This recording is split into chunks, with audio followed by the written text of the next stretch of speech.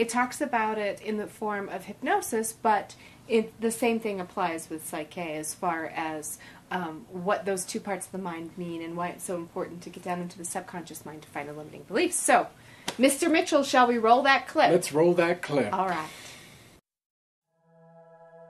To explain how we use hypnosis to make lasting changes, let's look at the mind as having three distinct parts: the conscious, the subconscious, and the superconscious. Now, each of these areas of the mind has different characteristics, and we use them in various ways. The area that we as adults are generally most familiar with is the conscious mind. This part of our mind is the reasoning or analytical part. It is the part of our mind that houses logic, choice, and willpower. The superconscious, on the other hand, houses all of the characteristics that you would use to describe God, spirit, or higher power. It is our connection to infinite potential, divine energy, and divine intelligence. For the sake of this discussion, we will focus mainly on the subconscious and the conscious minds.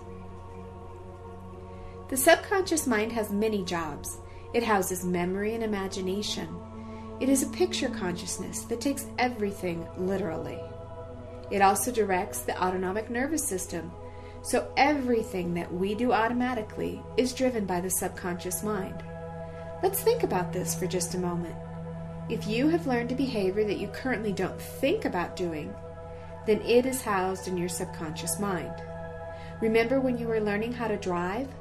That task required much concentration and logic to remember all of the steps of pushing in the clutch while letting off the gas and so on. I reckon that if you've been driving for quite some time, that it has become an automatic behavior, so much so that you can do many tasks while driving, such as listening to the radio, eating a sandwich, or talking on the cell phone. Watch out with that last one. You may just end up with a ticket for doing that. Anyhow, the point is that we act out of our subconscious minds.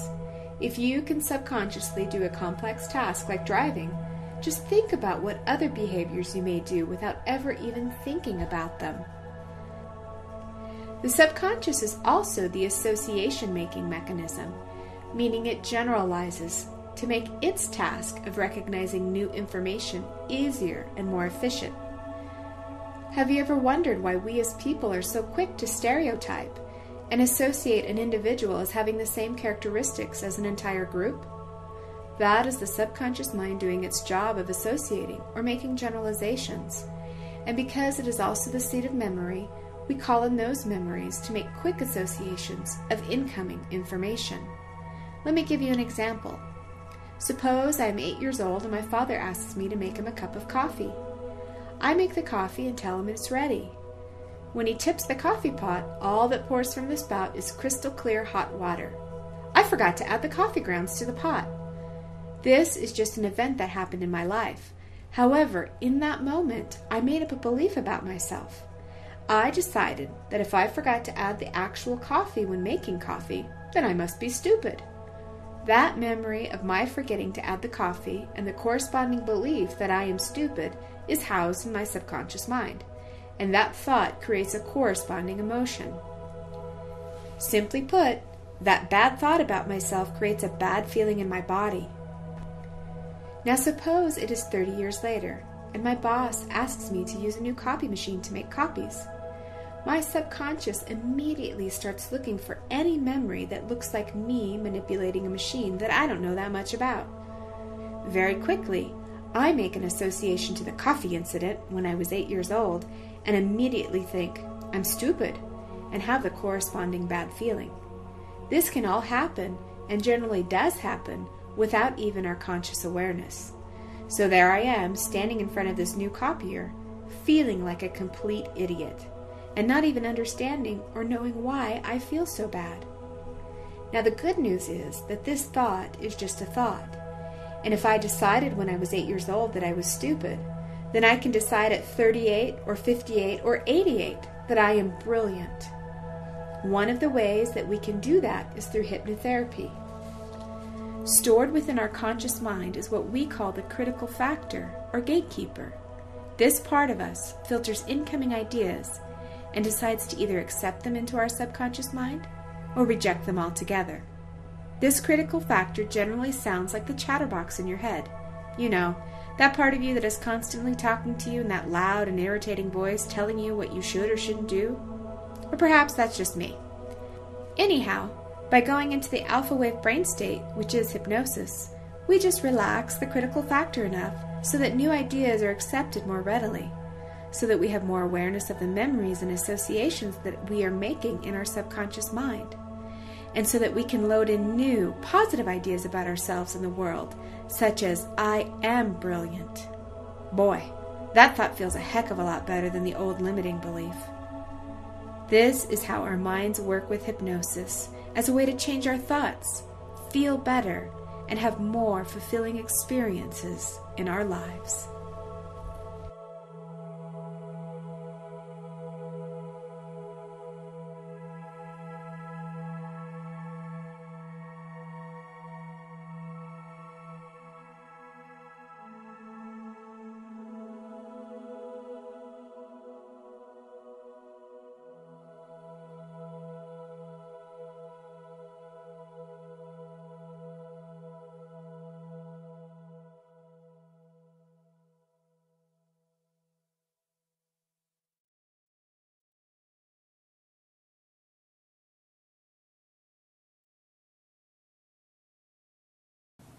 That's such a great clip, Randy. A+.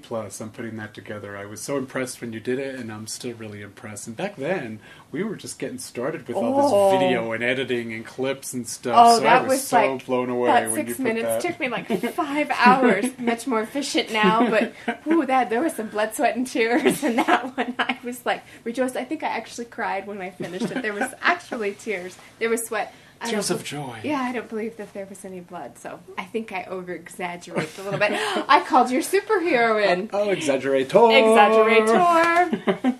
Yes, so. Yeah, I really loved that clip, and it was really good and exciting to get us ready for the upcoming weekend when we're going to be with throngs of people at a special event down at the fairgrounds. A 2-day event where we're going to be getting to talk to a lot of people, so I got to save my voice. To talk to a lot of people. Doing a nice presentation. We get to do a presentation on how stress affects the body and how to step into peaceful relaxation. So that'll be really fun. So great show, Brandy. Another wonderful weekend. So thank you. Thank you, sir. And thank you to our loyal viewers. And if you have any questions, any comments about our show, please feel free to go to our website at itsyourmindthatmatters.com. Send us an email. Give us a phone call. We'd love to hear from you. Have a great weekend. Good night.